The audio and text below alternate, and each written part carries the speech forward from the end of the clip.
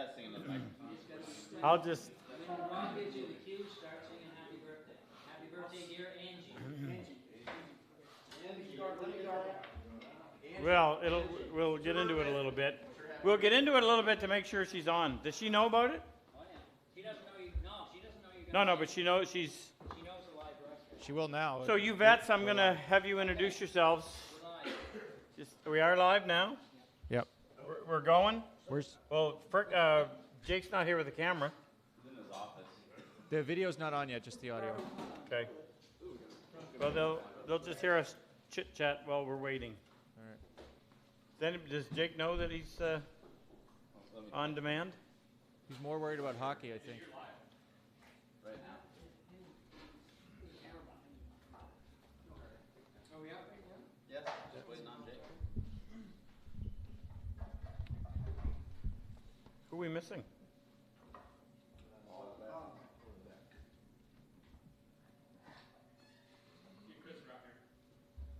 Does he want to stay out of it? No, yes. He does. Yep. Okay. Quick, are we on? We're on. Yeah, we are. We're waiting. Go ahead. I don't see any red light. Oh. It's not recording. Welcome, folks. So we've been talking about this for the last however many weeks, and this is actually it. This is Friday night of class number 11. This is our Purple Heart project. Second time we've done it in Grand Bay, New Brunswick, after having moved back from Niagara Falls. And if Jake can come over here, I'm going to show you what we're going to do tonight. Focus up there on that corner. We're going to show you how to do what we call a Hounds Tooth Dovetail. And I'm teaching the vets at the same time, so they'll be gathered around the bench.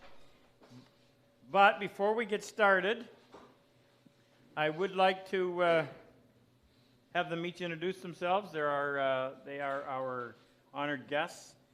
So if you can focus in on them and just tell them your name, where you're from, and what branch of the service you served in. Start over there with Jake. Jake, from Minnesota, and I was in the Army. Jake.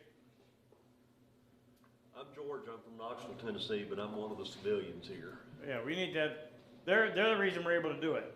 George actually is the manager of the woodcraft store in Knoxville, Tennessee. I'm Neil from Utah, and I'm also a civilian. Jonah Hughes from Hartford, Connecticut, and I was in the Army. I'm Jonathan Axelrod from California. I'm a civilian. Derek Bolden, West Virginia. I was in the Marines.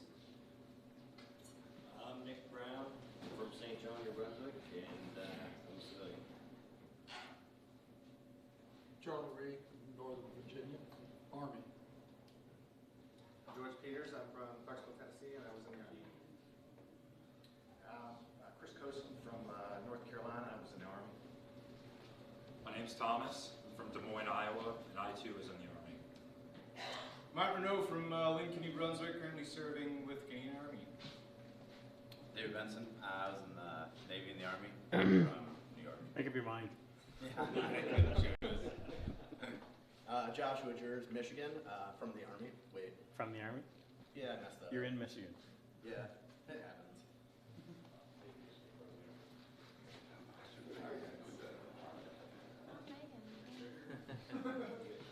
Where's the focus in on Megan? What about Ken? Ken Anthony from St. John, and I wasn't in the Army either. He's in our Army. Yeah. Is that everyone? So, just in getting started, we have a birthday today that we need to celebrate.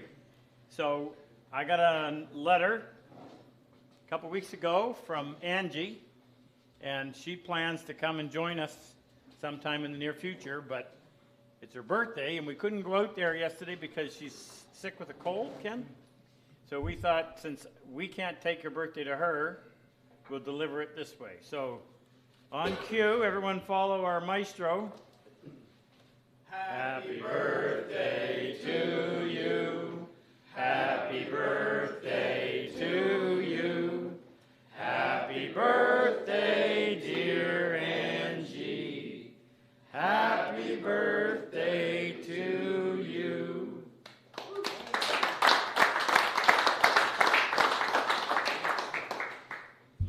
mean a lot. She's 24? Yeah, she's mine, she's 24. Yeah. Man, it's like 24-year-old here. So, need to send a big shout out to all the people who have contributed, that have helped us do this, our Purple Heart. And a big thank you to Woodcraft. They gave us a whole half a page in their catalog to promote the Purple Heart Project and raise awareness. And we heard a personal story of how this impacted one of our vets here this week. So that was kudos to them. Just point it out there and let them, how's it been? Wonderful. Awesome. Great experience. Been here for a week, with the equivalent of about 2 weeks if we were to add up the actual hours here every day. How was Megan's food? Delicious. How was Frick's barbecue? Man. How's Frick's barbecue Sunday night? Man. All right. Sad to have it come to a close, but we'll no sooner finish this and we'll be gearing up for October. October 7th and 14th are our next 2 workshops. So, if you're watching and you're a combat wounded vet, that means suffered either physical or mental injury as a result of combat. We have to have parameters. We're a small force, and that's the area that we choose to focus on. If you have suffered a mental or physical wound as a result of combat, you are encouraged, we encourage you to apply for one of our scholarships. We issue 14 in the spring, 14 in the fall. Covers your airfare, your hotel, your meals, and we send each guy home with $2,000, a little better than $2,000 US worth of tools, so they can continue, or you can continue to do this at home. And if you're a civilian that would love to come and participate, we are always looking to fill the spots. Now, October I thought was full, but there might actually be 1 or 2 spots still available. So contact us personally and we'll take care of that. So what we're going to show you is a joint that I was first introduced to a long time ago, and I was really intrigued by it because it's kind of like 2 dovetails in one. It's called a Hounds Tooth. So I'm using a piece of aspen because it's nice and white and it really shows well, and a piece of a piece of walnut. So the first thing I'm going to do is straighten the edges, and then square the end. So on a shooting board, before you square the end of the board, you guys are going to come up here so you can see. You don't have to sit at your bench. Bring your chair and sit up here, and then you can ask questions. Who's handling the questions tonight, Rick? I am. Well, we're not going to be able to hear you. Are you going to move over to the left? You're going to do it, Dave? Come, audience. By the way, Rob. So ask your questions. Don't be shy. Speak up for the people that are at home watching. What's that? So Angie did hear the happy birthday. She's very grateful. Oh, good. Good. Glad, Angie. She heard us, Ken. She doesn't think we can sing very well, but she was grateful. If you are one of our past combat wounded vets that have been in the class and you're just checking in to say hello, would you please make note of that when you type it in so we can shout out, give you a shout out? Rick, would you watch for that? Yep. And tell us, huh? Yeah, Can let you? Megan Okay. do it. I know them all by name, so if you say their name, I'll know. All right, so as I mentioned, when you're squaring the end of a board, you can't just do it without paying attention to what's going on out here at the end, or you're going to break those fibers off.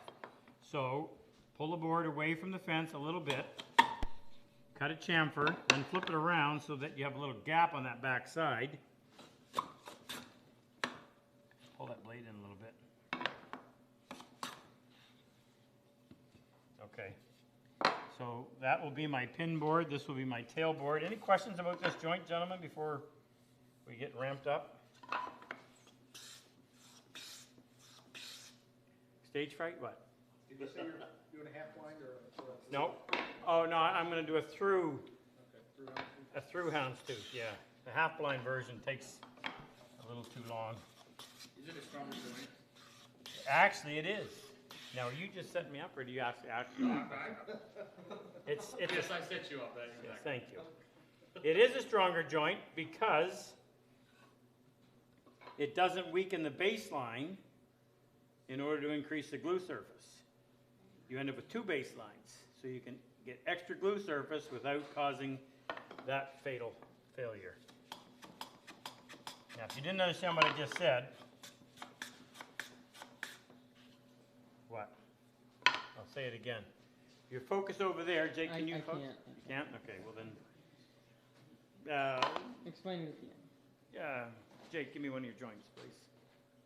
That one, that'll do, that'll do. Okay. Now, let's have a close look at this. This is Jake's number 4. Jake cut all the dovetails of his life were done this week. And some of the best work I've seen. So that's his 4th dovetail. So you have a really close look at that. Yeah, where are those gaps? They're not there. Not there, that's right. Tight shoulders. Okay. So if I wanted to, the dovetail gets its strength from long grain to long grain glue surface.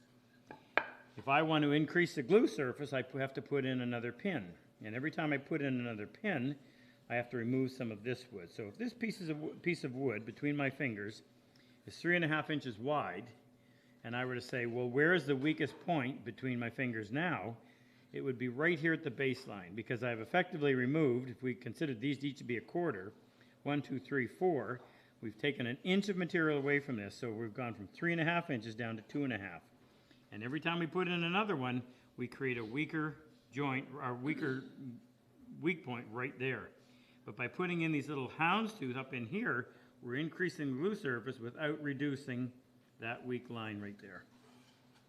So hopefully that you understood. All right, now a couple passes on this. Now I can put the shooting board away. Yelfrick. Someone asked, is it best to make the work stop on the shooting board fixed or removable and adjustable? Are they hearing you? You have a microphone on. Yep, I got a microphone. I'm not hearing you very well. Say that again, please. Is it best to make the work stop on the shooting board fixed or removable and adjustable? No, I make it fixed. Simply because the style that I make, you can make rather quickly. So, and you want it really fixed, meaning, yeah, there's a lot of force against it. So if it's simply screwed on there, it's probably going to work itself loose. So I glue them on. Ken screws them on. They don't move. If you want one that you're going to use to do a flat miter and an angle, then I would do a separate one. My preference. Okay, let's go ahead and label these. We're going to call this the pin board, and this is the tail board. If you want to remember, you always find the tails on the side of on your drawer side. You always find the pins on the drawer front. So that would be how you would end up seeing it. Okay. Got to remember how to do this. It's been a long week, a long 2 weeks. First thing we need is our marking gauge. And I'm going to take my pin board and I'm going to measure the thickness of it. And it needs to be precise. You'll see why shortly. I'm going to take that and I'm going to scribe across the face, along the edge, and I want to do these nice and deep, these ones, the inside face, and the opposite edge. Now, I'm going to use my skew block plane, working on the inside surface of the tail board with the edge of the board just hanging over the edge of the bench. I'm going to hold that fast. Now I've got my skew block plane. How many of you use this and that you see the value in it? It's number 1 on my list. Yeah, it is. I consider it a joinery plane, and I think it's one of the essentials. It just does things you can't do with any other plane. has an adjustable fence. I've added the piece of wood. That gives you a little more registration before the blade engages the wood and helps you maintain the direction after the blade, or just as the blade is exiting the wood, instead of allowing it to spin around. I set it up so that the blade is sticking just out beyond the edge, but parallel to the sole. So as I look down there, I see uniform projection of the blade. I'm going to move the fence, or I'm going to move it over, or adjust the fence until the point of that blade is right on that gauge line. Lock it. Now, you want to start, plane, and end all on the same plane. So move that across. Always better to take several light passes than one heavy one. Take another one. Okay. Now, loosen that up. I'm going to go ahead and lay this out, and this is probably the first part that is different. I need a pair of dividers. I'd like to have two. I have them. First thing I want to do is establish my outside half pin. And this is the part that really makes the joint either look properly balanced or out of balance. You don't want your half pins to be too big. You don't want them to be too small. There's a magic amount. And I'm going to suggest that it's going to be somewhere around 1/4 inch. Are you supposed to put a second scribe line on there? Yeah, but I'm going to do this first. I'm trying to do this in such in a logical way so that people can follow along. I need a pen. Does anybody have a pen? Loan me.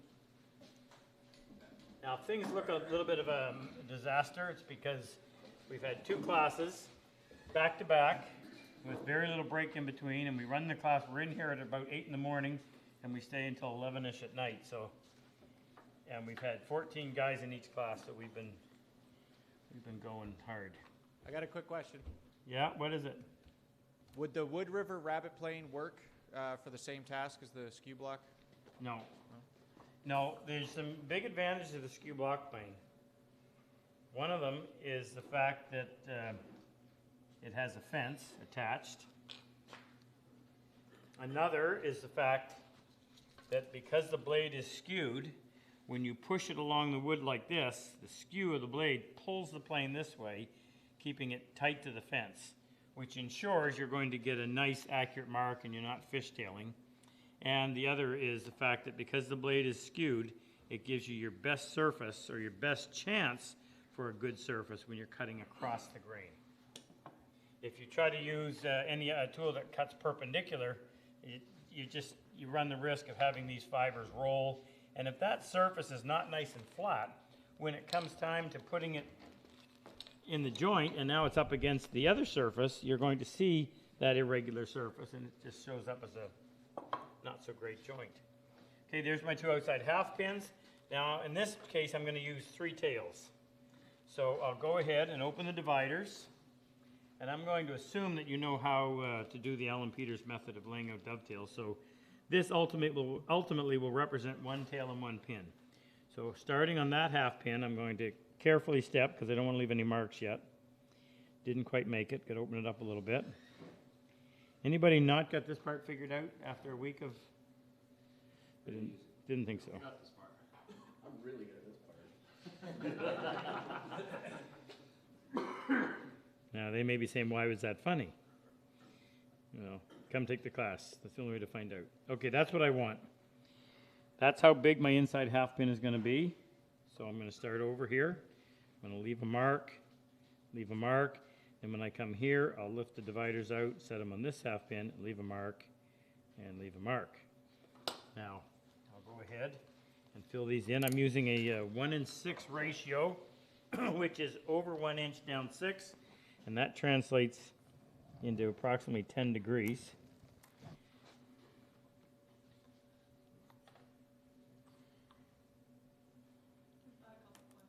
Pardon? We've got a couple questions. Okay, fire away.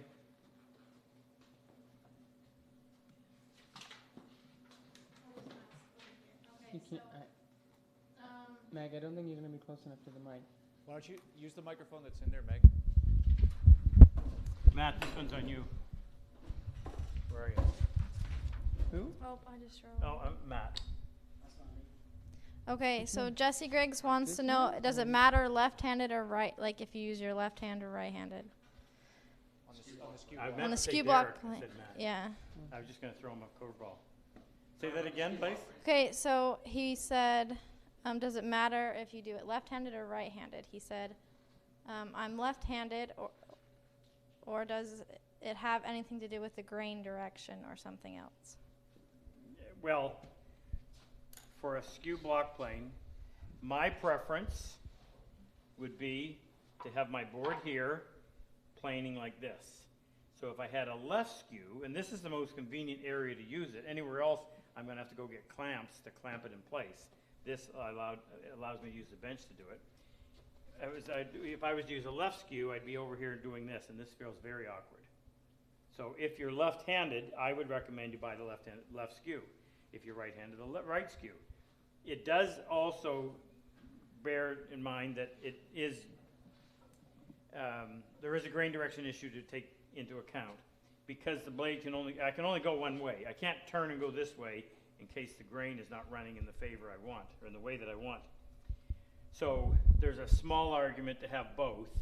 However, 99% of the time, the surface that you create with this plane is going to be hidden in a joint, which means the surface quality is not that important. However, I also explained that sometimes the way the wood is running, the grain's running, it'll tear this surface up, in which case coming the other way with a left skew would make for a better cut. But does that justify going out and buying a second plane? You gotta decide that one. Then which skew block plane do you recommend? So he's left-handed, left skew. Okay. Oh, which brand? Oh, Lee Nelson. I don't like the any of the others. Lee Nelson. Okay, and then before you move on, Rob Evans, you helped him, he lost a hand, so he wants to know how you would suggest using the shooting board with one hand. How would you use a shooting board with one hand? Yeah, like feed the stuff to the shooting board. Wow. How would we use a shooting board with one hand? Does he have? Does Rob have? He's just missing a hand. Does he have forearm or wrist? You gotta wait to find out. So let's tackle both. How would I use a shooting board? You guys come up with an idea. You let me know. You could make the back of piece that hooked around the waist or the chest, like a hook. Which hand does your body weight? Well, he only has his left hand. he has a left hand, so you're gonna have to use a left skew. Charlie's got a left. Charlie's left-handed, and he has a left. And yeah, he has a wrist. He has a wrist. Well, that's good. So here, I'm going to do it as if I'm right-handed, so he's just going to turn it around. First thing I would do is I'd clamp this in place. It's nice to have the shooting board so it doesn't move around. So my right hand is going to work the plane. That's not a problem. And all he really needs to do with his wrist is just keep pushing it in. However, you do need sometimes to be able to push this down. So I'm going to give you a couple of scenarios. If it's a long board, I have a small section. So if you can imagine taking a shooting board like this and cutting about a 2-inch section off, that's identical, and I move it over here and I use it to support the board so it's not drooping down. That would be a big benefit. Now he's got to keep it fed into the plane, and these guys get really creative, so thanks, Dave. I'm sure he can work around some of these issues, but keeping it tight to here, the plane will do that. So I would say if you could somehow just simply hold onto the board or support the board this way, you're pushing, it doesn't take a terrible amount of effort to keep moving it this way. I'd wax this up. That'll reduce some of the friction to make it a little bit easier. And I think it would be quite possible to do. What think ye? This isn't square. I haven't done anything to it yet, so I'm going to hit it right now with the plane. Josh, what are you thinking? You could have like a long board that comes back to your hips. So your hips would be holding in the pressure against the fence in the back, while the left hand is holding the horizontal pressure, lateral pressure. So you have the pressure from your hips and that board that you're not planing, pushing against the board you are planing, and then your left hand pressing that way, and then using. Yeah. Well, I was just thinking, I think it would be nice to have a spring clamp here that held the board down like that. Because the plane is gonna keep the board tight to the fence, you just gotta keep feeding it in, so I think it would be quite possible. What if you just put a rubber grip on? Yeah, so, Push it down and slide over at the yeah. same time. Yeah, I think that's, I mean, if I just had to there, I could do that. And something that would give me a little more traction. Yep. Come to the workshop, we'll figure something out for you. Or apply, is it, is combat wound, yeah, well, has he applied? You gotta apply. Come on, Rob. Speak to the camera now. Rob, apply. Tell him. Apply. I think one of the previous episodes you may have mentioned that is a family consideration, something is void. Okay, well, we're gonna be here a long time. So, as soon as you're ready, apply. How's that? Okay, so there's our regular through dovetail. I'm actually gonna go ahead and draw this in so that you kind of watch this as it progresses. This is the part. Did anybody in this week admit to screwing up and cutting off the wrong bits? Oh, yeah. I did like 2 hours ago. 2 hours ago. Yeah. Saving it to the end.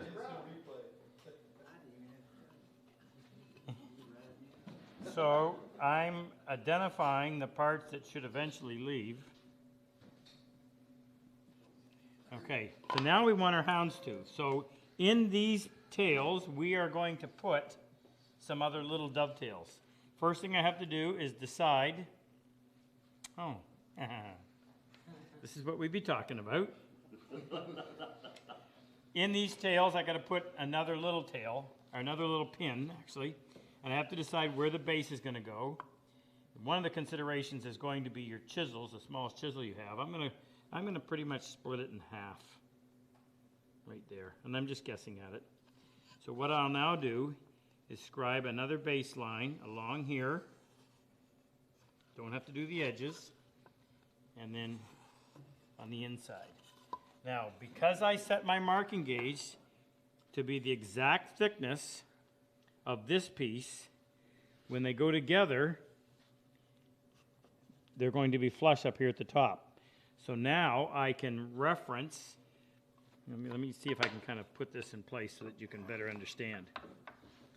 When we do this, when we cut this out, the bottom of this pin has to correspond over here on this piece. So if I'm referencing off of the end of the board to gauge this one, if I had set the marking gauge to be the exact thickness, then that means since this is flush, I can reference off of the outside of the pin board, and that will put that line in the exact same spot. So there it is. Okay? Now I'm going to go ahead and I'm going to measure the thickness of the tail board. Do you need that to stand on? Because if you do, they just sit there in dowels. You have to pick the whole thing up. I'm going to measure the thickness of the tail board right here, where the rabbit is. And now I'll scribe the inside face and the outside face of the pin board. Okay, now we'll go back to laying this out. I apologize, guys. I need to turn it this way for the camera. I can't get Jake over there. So I'll have to verbalize it. Too bad we do have it right there, so you can see it. That's great. So now what I'm going to do is I'm going to divide. No, they see their angle. Pardon? Oh, they see. That Oh, that camera. Okay. I'm going to take this tail, and I'm going to do the same thing I did in laying this out, in that whatever goes beyond the other inside of the tail is going to determine how big this inside one. That's actually quite simple. I'm going to make it a little bit, purposely make it smaller than this one.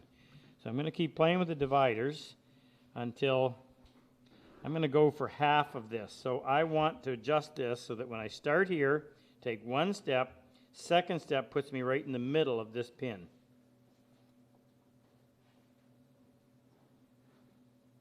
That looks like it. So I'll leave a mark. Then I'll put the divider on there and leave a mark. This is easy. This one. This one. This one. And this one. Take my dovetail marker. Across the end. Can't see. There it is.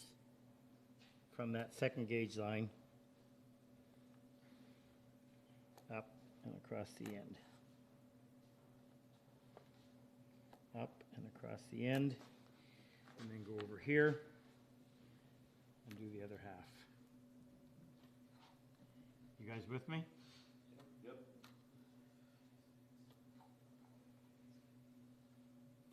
Think you can pound it out in an hour? Should be able to. Mark your waist. George, tell your story. Which George? Old George. Older George. What about the fact that Your dovetail evolution that occurred over the course of what, 3 days? Yeah, Tuesday was a horrible day. I couldn't do anything right. It's just everything. I was cutting curves with a saw that won't cut curves. And Hi, I'm George. And then, yeah. Is that all the cord we have? Yes. Then everybody was trying to help Rob and Jake and Dave, Super Dave, and they all helped. And finally, I gave up that night. I was ready to go home. It was tough. And then the next morning it started working. And after a couple, I got the first one done, and the second one done, and the third one actually ended up pretty good. So. We played around a little bit, but you had to persist. So it didn't happen the first day. No, it didn't happen the first day. So we don't think he's lying. Can we get it and have a look at it? How old are you, George? 40? 67. Have a close look, Jake. Zoom in. These guys are real skeptics. That's pretty stinking impressive.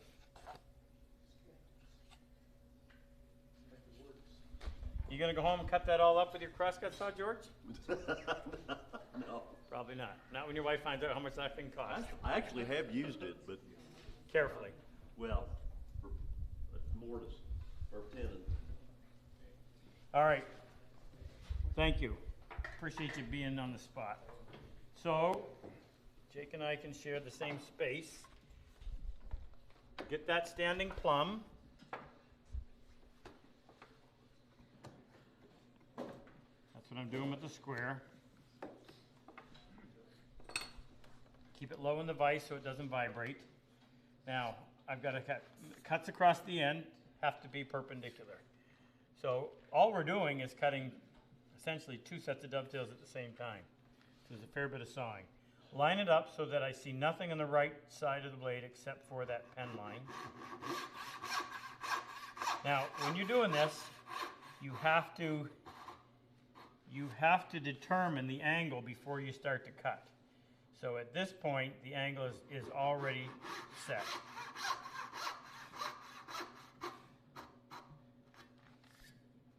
Wipe the sawdust clear.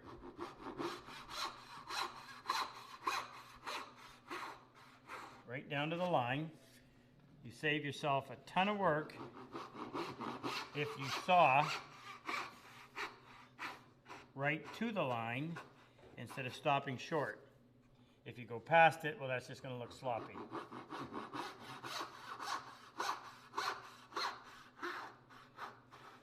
You're committed. You can't change partway down. Wouldn't work anyway. So if need, you just have to make a correction on the next one. And I prefer to keep the sawdust clear so I can see what I'm doing. Reposition my lamp. So you notice I did all of one before I reposition my lamp and come back the other way. Now this time I've got to move my thumb out of the way so I can see better.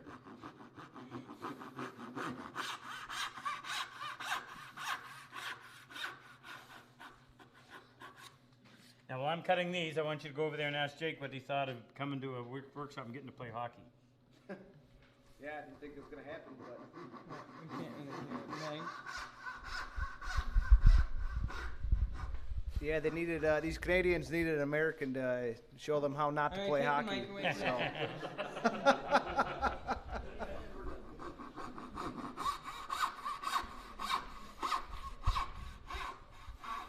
You gonna straighten up? Alright, give him the mic back. Give him the mic back. Tell us about your experience. With Dovetails?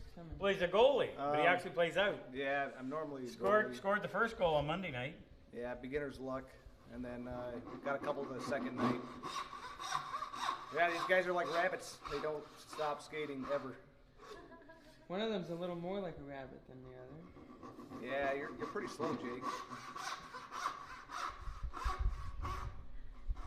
Anyway, it's great having him out.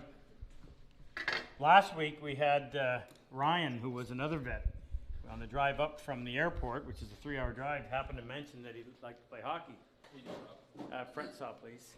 So we said, well, that can be arranged. So my son Rex is in Halifax, so we used his gear.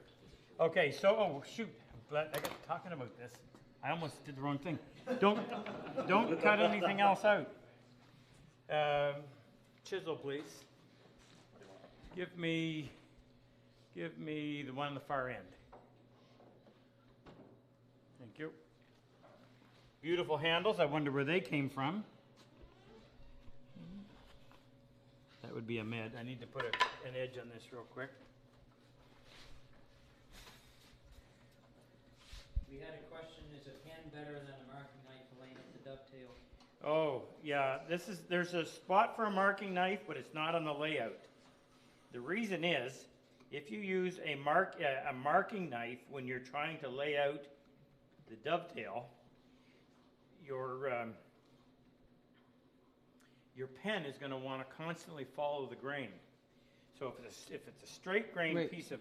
Your pen is going to want to follow the Did grain? I say that? Yes. That's not what I meant. So the grain runs this way. You're trying to mark an angled cut, and the knife is going to want to follow the grain, and you want it to be on a slope. Besides that, it's a pen is where you need a critical mark, which would typically be on the pin board. On a pen. You need a knife. Okay, all right, never mind that question. Next. I use a pen because I can see it better. How's that? If you're using a knife mark, trying to see that, terrible. The older you get, it only gets worse. So, pen is so much easier. And a pen over a pencil. Particularly in walnut, a red pen is so much easier to see. All right, now, I'm going to put my pin board, piece of walnut in the vise. I want it to be flush with the top of my plane.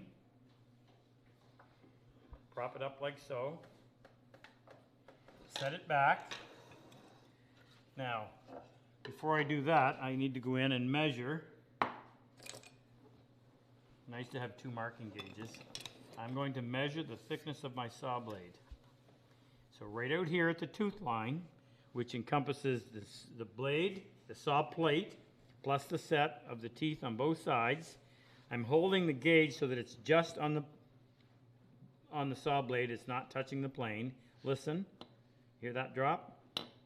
When that drops, I lock it, and now I have my cutter sticking up 24 thousandths of an inch beyond the head of the tool. 24 thousandths of an inch is the set of the saw. That's exactly what I need, and that's what I got. Now I'll put this in place. That little rabbit does it. This is so key to successfully doing this, because it references those two pieces perfectly. I'm going to set my marking gauge so the cutter's on the top side, move this over. Now I've offset the tailboard. This gets a little hairy, by the way, because you've got a lot of little ones to do. I've offset my tailboard to my left, so I'm going to go to the right side of each tail. Now, this is the hairy part, because you're looking at multiple tails. So this is a tail, and this is a tail, and this big piece is a tail. So the big piece, the big piece, the little piece, the little piece, the little piece, the little piece. I hope I don't screw this up on camera. So I'm going to do the 3 big ones first. I'm going to reach down in there. I'm going to drag that through. And I'm going to do it multiple times. George, that's what I wanted you to talk about. I'm going to run that thing through there maybe 10 times. And you'll see why. So, time for a commercial. This is our dovetail marking knife made by IBC with a little sawtooth blade attachment. And that blade is the same as my dovetail saw. So instead of holding my saw and trying to do this, I get to have a handle on it. So I'm going to do that several times. Wait. What? All you have to do is skip one curve. No, don't confuse me, Jake. So now I go over here, and I'm going to do the same thing. I'm just treating it like a normal 3-tailed dovetail first. Multiple passes.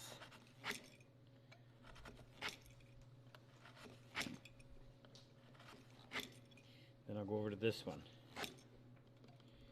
You notice when I do it, I tend to lay the saw, the blade, level with the top of the pin board so that it doesn't pick away pieces of the walnut out here.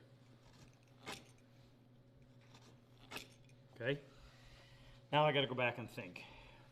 So this tail I'm going to be to the right side of because I moved the board to the left. So this one, I'll do the same thing. Go in here, drop it down, and I want to get right to the back. You guys need to come up and see a little better. Safety first. Who said that? I'll whack my finger pretty good on there.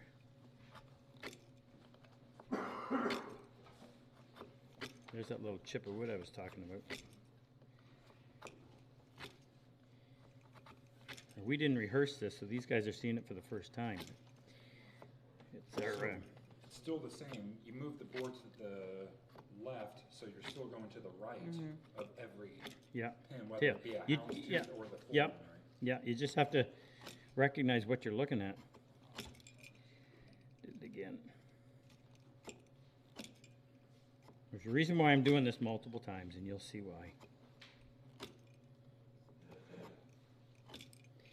Okay. Finger left. Now, there should be 1, 2, 3, 4, 5, 6. I'm going to go the other way. This time the cutter's going to go up underneath and then slide it back this way. So now I'm offset to my right. So I'm going to go to the left side.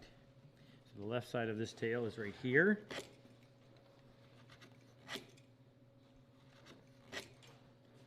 The deeper I can get that kerf, the easier it's going to be to set my saw in there and have it already aiming plumb or perpendicular to the baseline.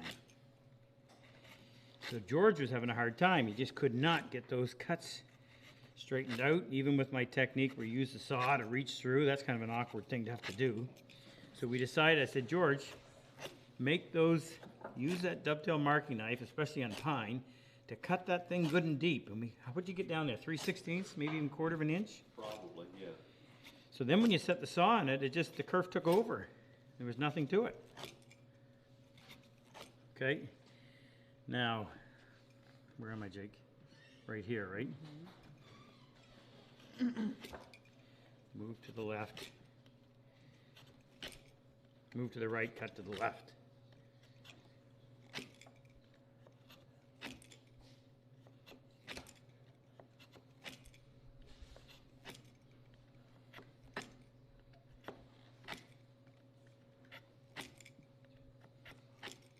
Any questions, Meg? Sue in San Francisco? Yeah. Thank you, Sue. We just received. Oh, I'm supposed to say that? That Sue? Yeah. I didn't know what you were talking about. Okay, what was the question? I know one from San Francisco too. Can you hear me?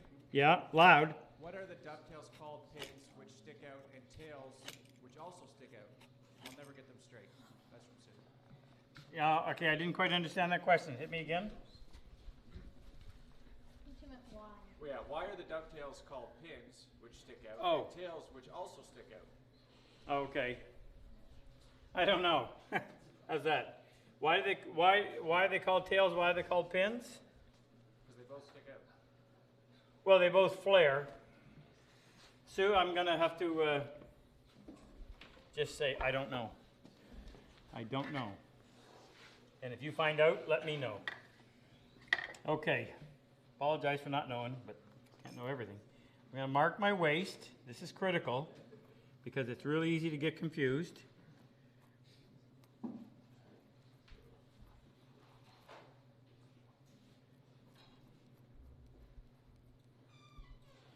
Okay, so we're going to keep this little piece here, that little piece, that little piece. We're going to keep this piece, this piece, this piece, and this piece. Now, because I took the time to make that cut nice and deep with the dovetail marking knife, I can set my saw in there, and that should take over. I'm not even having to draw lines. And I'm literally just pushing this blade, the saw forward, with the web of my hand and letting the kerf guide it. It's a rip saw, so it'll cut nice and straight, and there's very little set. I'm going to do all of these first.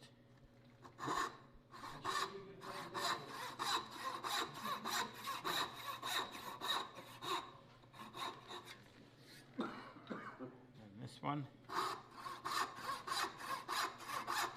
The nice thing about this saw is the set is so small that once you get down into the wood barely an eighth, it will control the saw and force it to continue in that direction.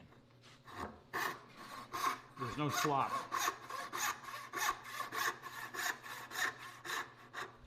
Go right to the baseline.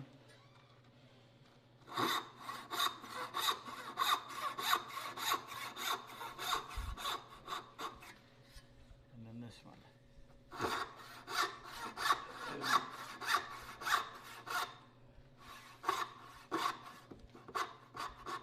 Okay, now we got to come in and do these little ones. Now this is going to be a little more difficult because I don't have the benefit of that running all the way back. So I better draw these. I better draw these ones in. Are you going to use your curved knife that you have with the cave? Well, just for you, I'll go back and see if we can't do what we did. I think so. We're using the Perfect 10. Oh no! Oh, the Kerfex 10. No, no. Is that what you were asking? Yeah. The Kerfex 10? I was asking whatever you're about to do. You couldn't. I didn't know if it would just make it easier and cleaner or not. Well, the biggest problem is that I've got to make the cut all the way to the back. Right. Isn't that kind of what we did with that X10 though? Yeah. So what he's asking is, why can't I just come in, put the Kerfex 10 right in there and just chop down? But it's actually, I think it's... Here we go. Yeah. Look what you started. Ah. You're always looking for ways to make it easier. Yeah, I know. Leave it to the Marines. I know. Yeah, aren't you supposed to solve problems, not cause them? I don't know. I don't want to experiment with that one on camera, but I will at some point. I'm going to try to go in here and starting that kerf by dropping down. Help me, Jake. I move to the left, so I'm going to be to the right. I'm right here, right?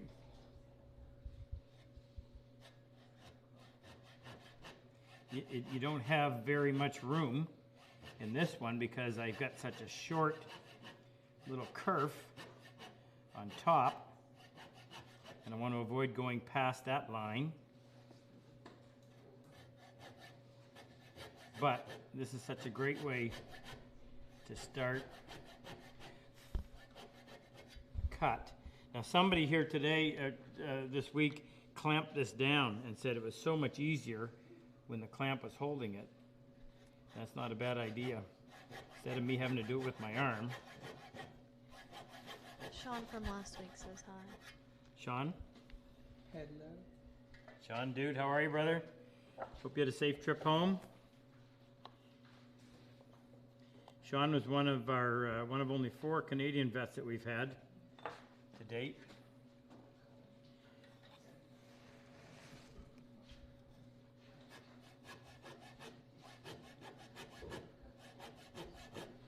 Someone wants you to rate the difficulty of Hounds Tooth. Rate it? From 1 to 10. Well, let's ask the expert. Where's Super Dave? He says 3.5. 3.5, 3.4, depending. Depending on the day. Yeah, I'd take that to the bank. What do you think, Jake? Not of that, of Dave's assessment. Well, he did mention the moon cycles, which does play a big part in it. In his? I guess for him it would also depend on the time of the month. You can't get yourself in trouble. Okay, I'm going to bring this up. I'm bringing this up so that I can get access to this front part to help start the cut. It really isn't hard because it's just a through dovetail. You're just doing 2 through dovetails at the same time. So as long as you can keep this straight as to where you should be sawing and what you should be removing, actually the more difficult part is yet to come when you actually get in here and start taking out the waste. So what I'm going to try to do now is, so by starting like that, Alan Peters actually used to cut his tails that way. He'd get down here and he would get that cut started plumb and then come up and lay down the back and then saw level to the bottom. I've got that little kerf that I'm using to help get the cut started.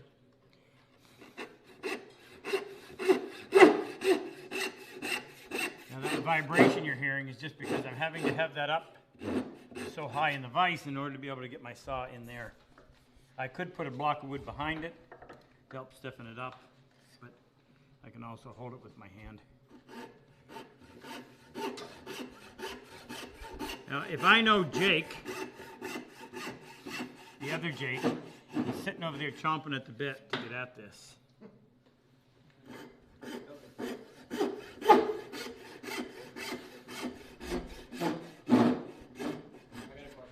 Challenge accepted. Yes, Frick? Someone was asking, does the Hounds Tooth have a practical application or is it just ornamental? Well, did we already talk about that, or was that? Yeah, a little bit. Yeah, Did we talk about it on camera? Yeah. Yeah, it's stronger. It's stronger. So if you have to strengthen the joint beyond what a normal dovetail would do, this would be the strongest. Is it a practical application? Even a so-so dovetail is usually stronger than the application requires, so I can't honestly say that I would go through and do this on too many drawers for the extra work. It's strictly ornamental. I don't think you'd ever use it on a set of drawers. Well, we did. No, we didn't. We just did a screw dovetail, or a half line. So what I'm doing now, I'm going in and I'm removing, and carefully, these pieces. Make sure you pay attention to your waist.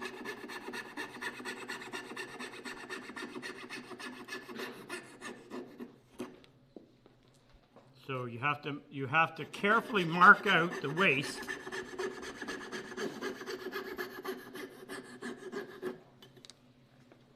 And it would be real easy to chop off the wrong piece.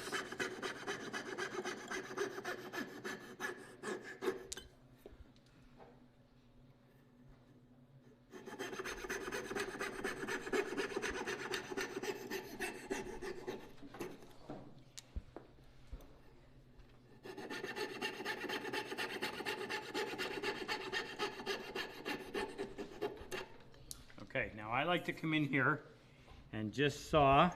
I want to get rid of this stuff in the back, and I can only saw until I get to that point. So I'm looking down from the top. I'll show you why in a second.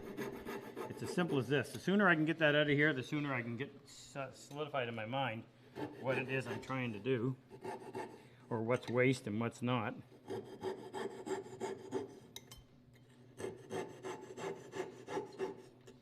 Okay. Now, take my chisel and make sure I'm knocking off the right piece.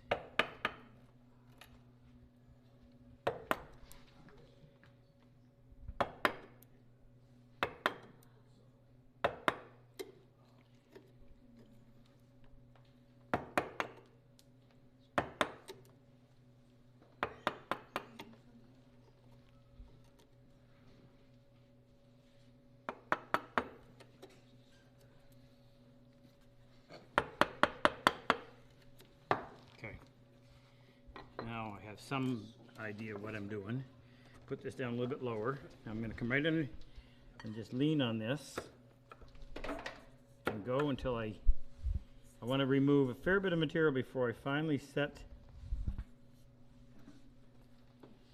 that chisel in the gauge line. And you want to go straight down. I actually need the light over here. There you go. Now feel for the gauge mark and then straight down.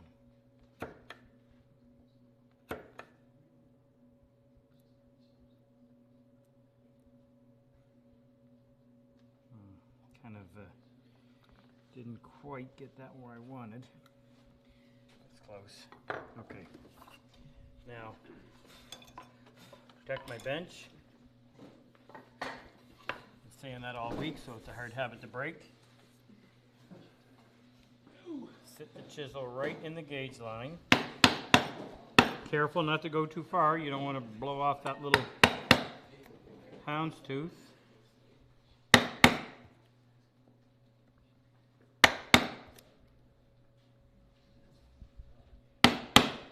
you find it cuts so much better with that handle? Absolutely. The extra weight is just awesome. And the balance. Balance. That's the thought that counts. Ahmed made these and sent them to us. Gorgeous.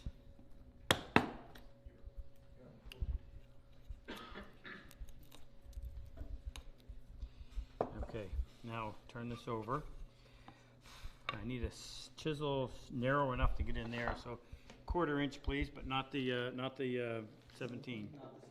No, the other one. Is it missing? Yeah. Better be sharp. Thank you. Okay, I got it, Dave. That was sharpened by JT. Okay, so I removed a bunch of the waste. Then I'll set the chisel right in the gauge line. And go right down the side of that pin. So Rob, how is that chisel working for you? How's the sharpness? Well, for an American. Considering I've never hand sharpened. Really? Before, until I came here. I'd say you just took a really good class with a really good bunch of guys. And hopefully one of them will teach you how to sharpen.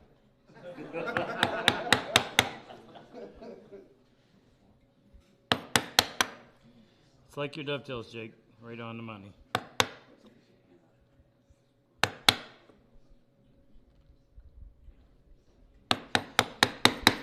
Should say congratulations to Jake and his wife. His wife is pregnant with number 5. Number 6. Number 6, man after my own heart. He's got a little ways to go. Got 4 more. So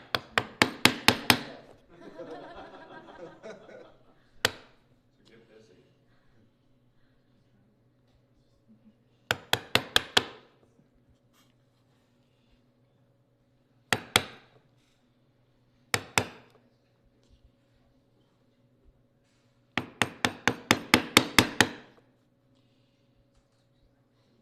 Little tedious because you have to do this with a small chisel in order to get down in those tight spots.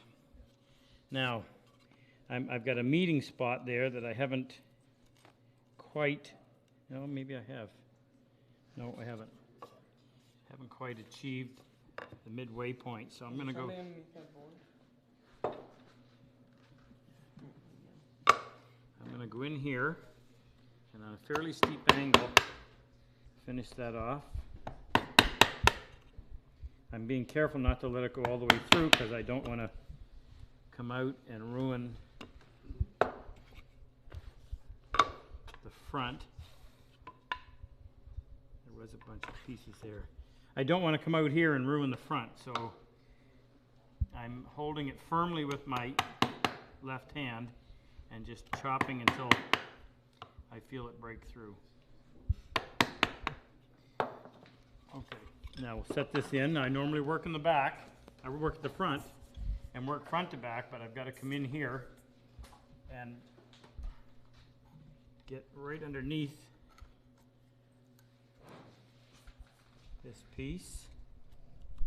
And I think. Wants to know what type of steel the chisels are made of. Which ones? I was using an IBC first. Now I have the Wood River, the new ones, the socket chisels. The IBC are cryogenically treated, double tempered A2, and I'm told that the steel in these ones is comparable to A2. That's the best I can tell you. I guess more important is, do they hold an edge? You know, these guys have been using them all week, so I'll turn that question over to them. Yeah, I've only touched that one up once, and I've used it on every joint that I've done. Yeah, there you go.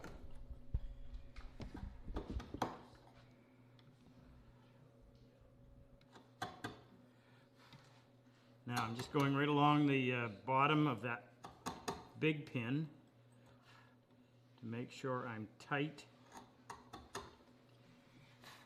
Now I want to make sure that the back of these, if they slope at all, we're going to have problems because it's going to kick the joint apart.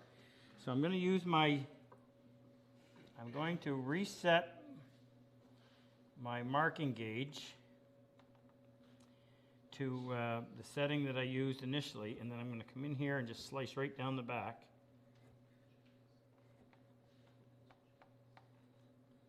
That one, see that one? Look at that. That would have caused a problem. Was that the one that you caught? I don't know what I thought it was over there, but I kind of got turned around. Okay, now I'll come from the front. I'm going to go right along that corner. These need to be nice and sharp. Once you learn the basics of dovetails, you start to look at the nitty-gritty. What can I do that's going to make this look even better?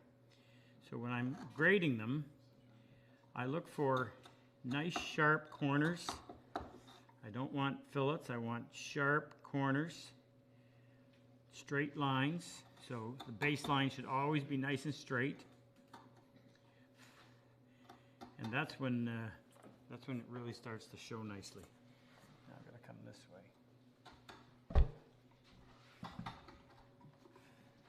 I think that's just a matter of getting comfortable enough with the process that you can start to pay attention to finer points.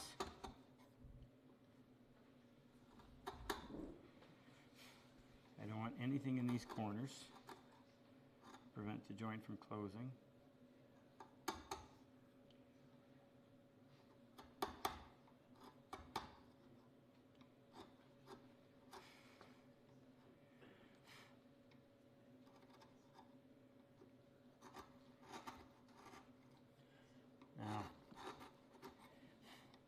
I want to make sure there are no bumps in there, so I'm going to take that little steel square. Normally I would set it down like that in between the sockets, but I can't, so I'm just going to set it on here like this and feel to make sure there are no bumps in the middle. Okay, I don't feel any. So, based on a quick assessment, that pin board looks to be finished. Set that aside. And we'll process the tailboard. This is fairly straightforward as long as you make sure you get the right parts. So the first thing we got to do is saw out the little ones.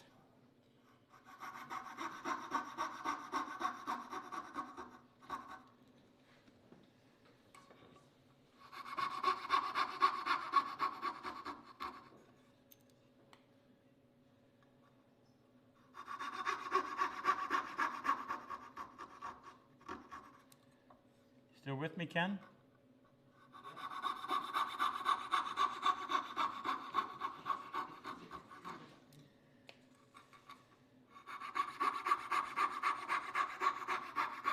Where's Super?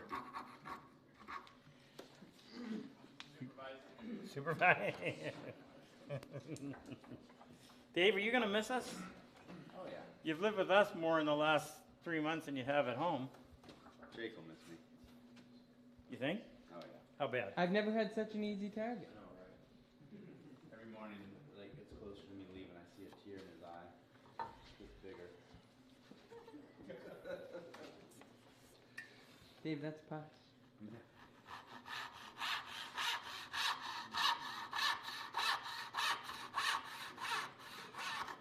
Should shout out to Paul.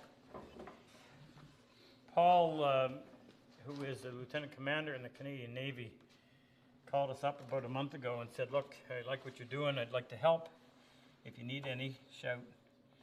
And Colonel Luther wasn't going to be able to be with us. He's on duty over in Europe, sort of. So I said, yeah, Paul, we need you for 2 weeks. And he came down, he worked his butt off. He was sicker than a dog for the last week, but he plowed through. Really appreciate what he did. Told him anytime he can come, we have room for him. Thank you, Paul.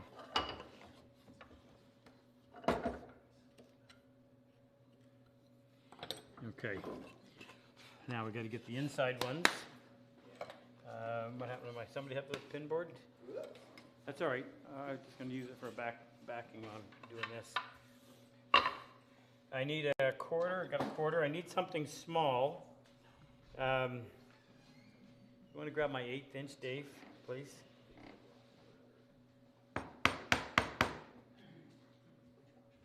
Starting on the inside.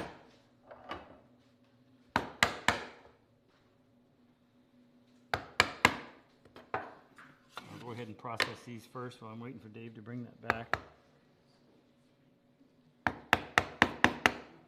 This is always a two-step process. Halfway from one side, meet in the middle, coming from the other. Question? Can you use your dovetail saw to cross-cut, or will it affect the finish? Well, yeah, you can. Your crosscut saw is going to do a little better job. If you're talking about when I cut cut the areas off for the half pin, the reason why I can use the dovetail saw so easily there is because I've already scored a line all the way around, so that prevents any tearing that a rip saw would often do when going across the grain. But if you want a really nice crosscut saw, another commercial break. Nothing like barrelwood on a crosscut saw, I would say. Oh my goodness, that'll only cut even better. Almost cut by itself, won't it? It'll cut when you explain it to your wife. She's watching, so. Oh, yeah. That's the word on the price. You're not going home. We'll be safe. She wants to know What happens in Grand Bay? how much more it is than a regular crosscut saw. Oh, hardly any. Just a little bit, just barely, it's just a small chunk. Worth everything. Worth every penny. Now the good news is 10% of our saw sales support the Purple Heart Project, so you just tell her that. Absolutely. That's why we're doing it. Tithing. Okay, we're on the inside. Yeah, we're good, 20 minutes. Right in the gauge line. What? Joseph said, speaking of saws, and then ... Now Joseph, his handles have been sitting there finished for a long time. That's why he's, but I promise you, before we do our next live episode, those saws will be on the way to you. He's only waited a couple months. A couple months? Or years. It's not been 2 years yet. Well, we're aging that wood.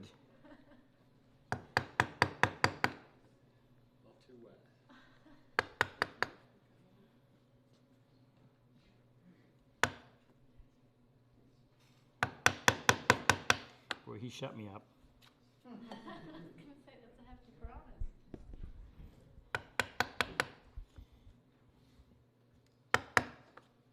He laughed. He left or laughed?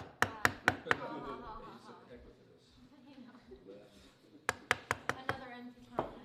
Let's change the subject. How about those Sabres? Oh, we have it, but somebody took the crest off it, so. Actually, it's the jersey that military Jake wore all week.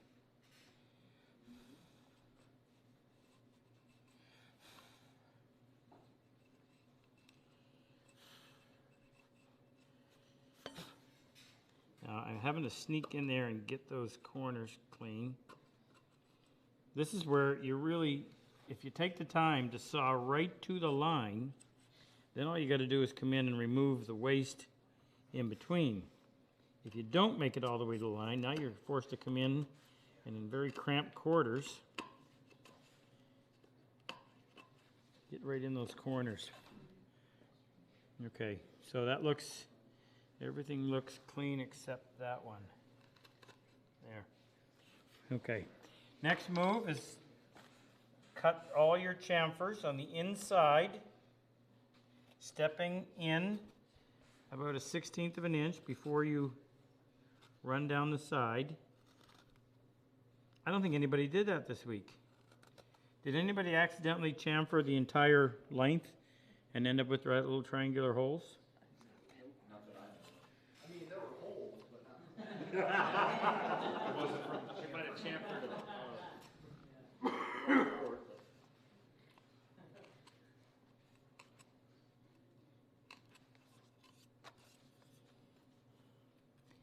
Anybody have glue? Glue and a spatula, is it up here? And that little hammer, I could use that, and a block of wood.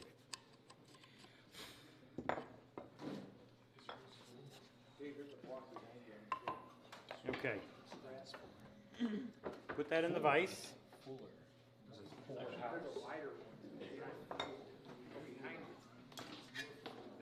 Dave, a little short block, please. Now, you got a lot of gluing, you got a lot of surface. The minute the glue touches the wood, it starts to absorb moisture, and it's going to start to swell. So you want to...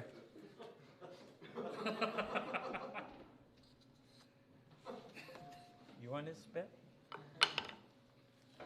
So you got to be quick. And I like this little spatula because I can go in there. Actually, don't look. I'm in a hurry. I can resharpen.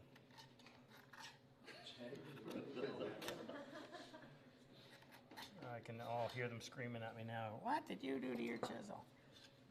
Relax. That's why you freehand sharpen. My chisel, that's right.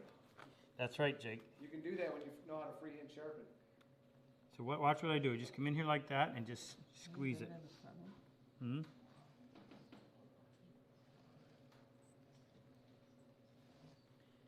Instead of having to sit there and brush it, you can just squeeze it up against the side.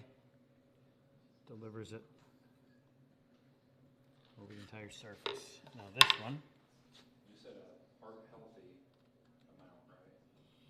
Yeah, yeah, like the way you should butter your bread. That's not the glue then. No?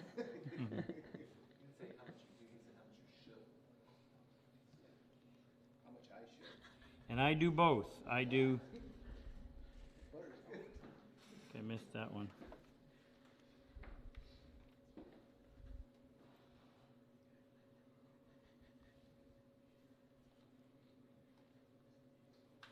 No vets checking in, Jake? Or Frick? Okay, here we go. Put this in position. Get it started by hand first so that you don't end up misaligning it. Now I like to put a block on there. I'd actually prefer to have that block smoothed out. And there's a lot of resistance.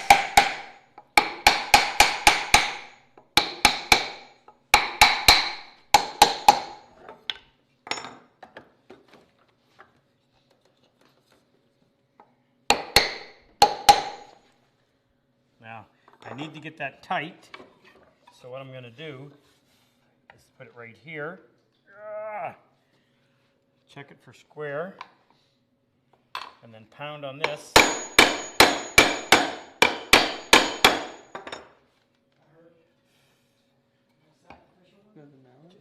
Hold that for me, please. There. Yeah, grab me the rubber mallet, would you please, Dave? Okay, that's good, Jake. Yeah, I'm going to try the rubber mallet because the rubber mallet will allow the end grain will go up into the mallet. No, that's not tight enough. I got to hold it here. The end grain of the pins will go up into the mallet, and the mallet will push down on the softer long grain. Open that up just a little bit.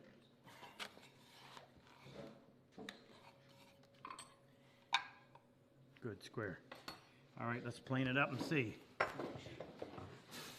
I got a date with a goalie. Plane the other way first. Plane the other way first? Renault.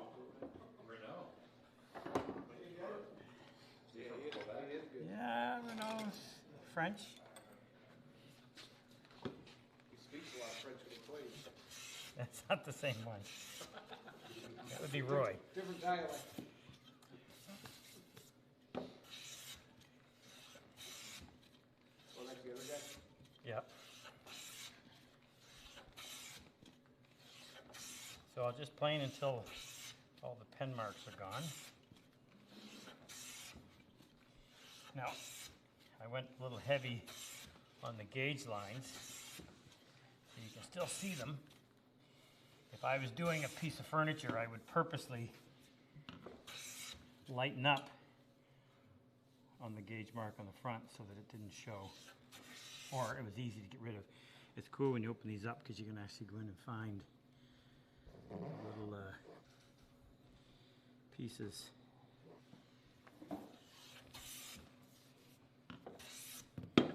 Okay, I'll flip this over. Do the pins.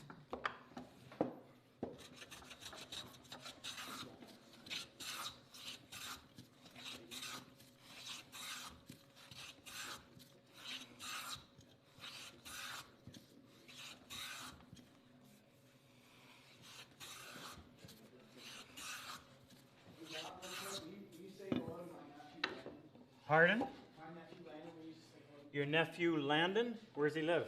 He lives in Morgantown, Morgantown, Pennsylvania? West Virginia. West Virginia. Landon, how old is he?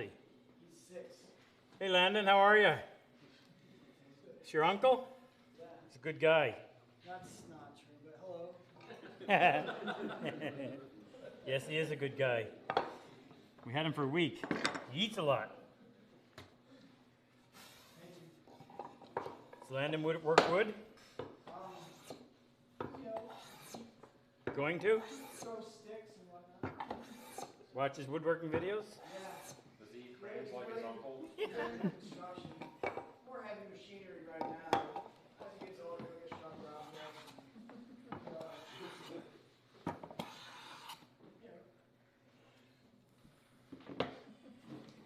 Okay, here we go.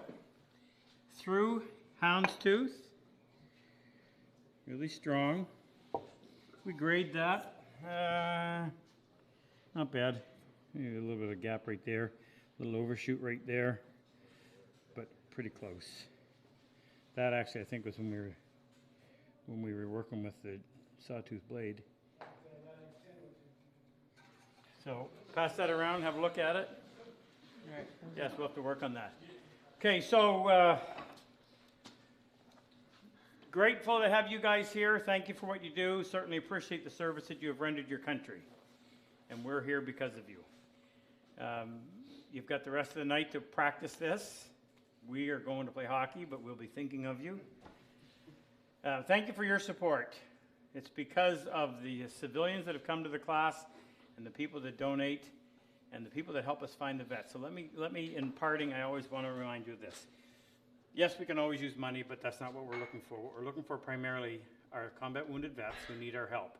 We can't find them on our own.